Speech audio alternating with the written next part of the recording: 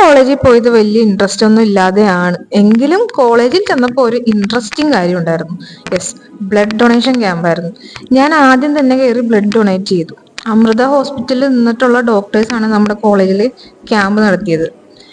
Yes, as you can see, I was the first one to donate blood.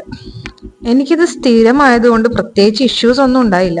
I was not nervous. ക്ലാസ്സിൽ നിന്ന് തന്നെ blood കൊടുത്ത ഒരേ ഒരു പെൺകുട്ടി ഞാനാണെന്ന് പറയുന്നത് തെറ്റൊന്നും ഞാൻ കാണുന്നില്ല. രാവിലെ തന്നെ 3 ഇഡ്ഡലിയും 1 മുട്ടയും കഴിച്ചുകൊണ്ട് പോയത് കൊണ്ട് തന്നെ കാര്യങ്ങളൊക്കെ എളുപ്പമായിരുന്നു. ക്ഷീണവും ഉണ്ടായിരുന്നില്ല. കോളേജിലെ NSSലെ പിള്ളേരുടെ കാര്യം എടുത്തു പറയേണ്ടതാണ്. എനിക്ക് കിടന്നപ്പോ പോലെ എണീക്കുന്നവരെ നല്ല രീതിയിൽ ശുശ്രൂഷയും ടേക്ക് കെയർ ഒക്കെ ചെയ്തത് അവരാണ്.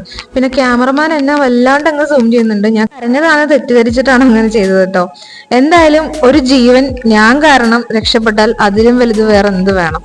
പിന്നീട് NSSലെ പിള്ളേര് വന്ന് നമുക്ക് കയ്യിലെ സ്റ്റിച്ചൊക്കെ മാറ്റി തന്നു. എന്നെ പിടിച്ചു കൊണ്ടുവന്ന് ഇരുത്തുകയായിരുന്നു ഇവര്. വെരി കെയറിങ് പീപ്പിൾസ് ആയിരുന്നു കേട്ടോ.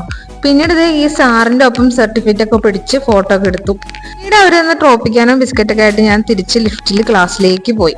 ക്ലാസ്സിൽ ബോറടിച്ചിരുന്നപ്പോ പെട്ടെന്ന് ക്ലാസ്സിൽ മിസ് പഠിപ്പിച്ചുകൊണ്ടിരുന്ന മിസ്സിനെ ഞാൻ സ്കെച്ച് ചെയ്തു. അവൻ പറഞ്ഞത് അവന്റെ കയ്യിൽ ഭയങ്കര മസിലാണ്, അതുകൊണ്ട് സൂചി കയറൂല. പേടിച്ചിട്ടല്ല അല്ലേ?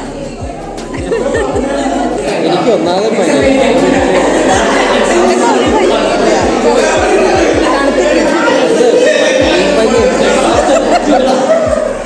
ഇതിനോട് ഞാൻ എന്താണ് ബ്ലഡ് കൊടുക്കാത്ത പറഞ്ഞപ്പോ അവൻ പറയാണ് കയ്യിൽ ഫുൾ മസിലാണ്, സിറിഞ്ച് കയറില്ല അത്ര.